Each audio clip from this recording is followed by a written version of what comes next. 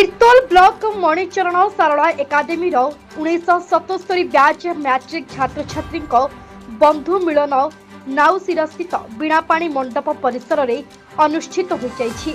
अवसर प्राप्त शिक्षक सुरेंद्र महापात्र सभापतित्व में अनुष्ठित उत्सव में अतिथि भावे अवसर प्राप्त शिक्षक नित्यानंद दास, शिक्षयित्री सुश्री विजया महांती, समाजसेवी नरहरि मिश्र प्रमुख जोगदे एभली उद्यम को भूयसी प्रशंसा करथिले।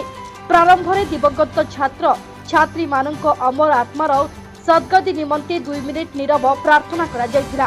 उपस्थित शिक्षक शिक्षयित्री अतीतर स्मृति मंथन करथिले।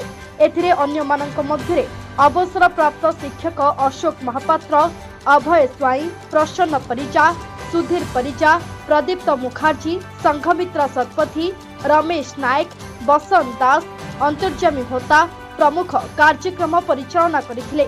उत्सव में 70 रु ऊर्ध्व छात्र छात्री माने जोगदे स्मृति बखाणी। शेष में उच्च न्यायालय वकील दिलीप महापात्र धन्यवाद अर्पण करथिले। तीर्तोल रंजन खुंटिया रिपोर्ट, गुंजन न्यूज ओडिया।